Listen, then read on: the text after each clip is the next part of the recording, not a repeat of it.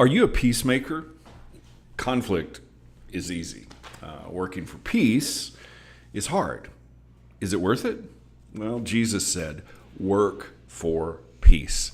Good morning and welcome to 755 Live. For about 5 minutes, you'll hear all about easy to remember soundbite versions of what Jesus said. And the point is to help you experience life to the fullest, the Jesus way. Today's Jesus Said comes from Matthew 5:9, and we're going to read two versions to start off today. We'll start with the New English translation, where it says, "Blessed are the peacemakers, for they will be called the children of God."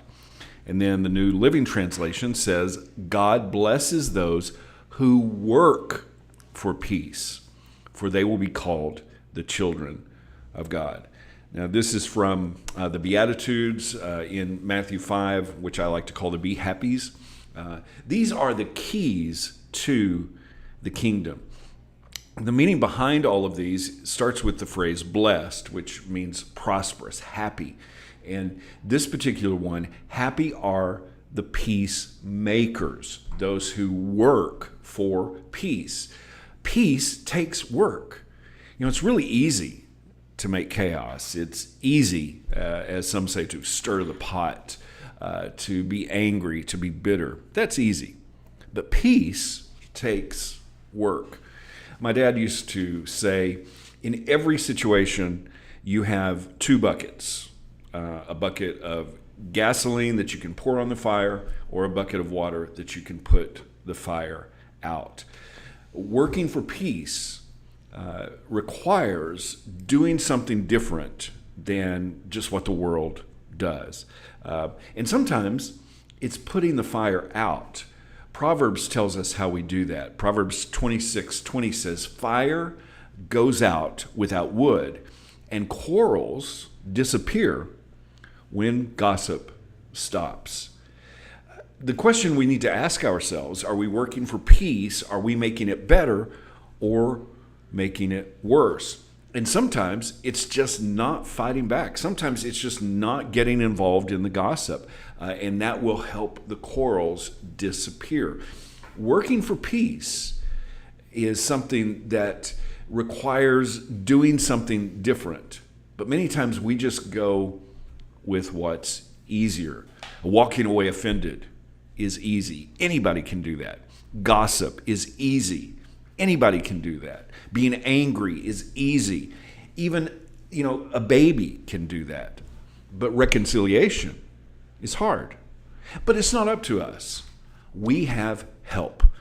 Here's something that Jesus said about peace. And I'm going to read two verses here, but let's start with the last one first and then jump back up. This is John 14:26 and 27. I want to start with verse 27, where Jesus said, "I am leaving you with a gift, peace of mind and heart. And the peace I give is a gift the world cannot give, so don't be troubled or afraid." Now, what is that gift? Let's go back to verse 26. "But when the Father sends the advocate as my representative, that is the Holy Spirit, he will teach you everything and will remind you of everything I have told you."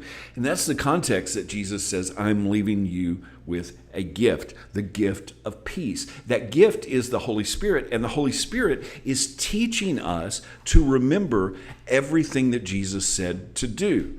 It's not just about what he said, but what he told us to do.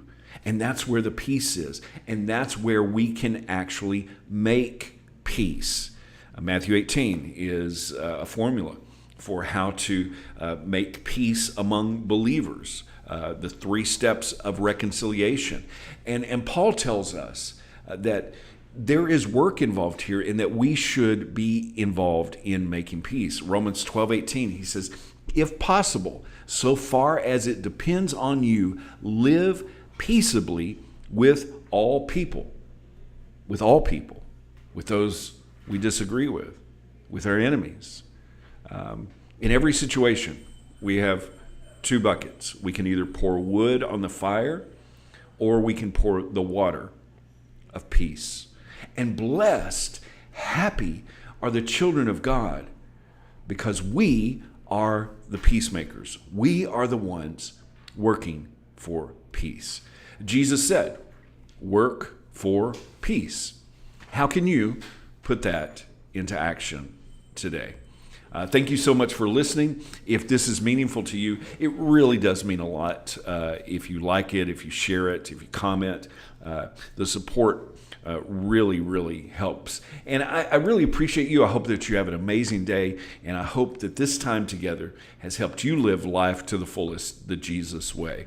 And remember, follow Jesus today. Love first.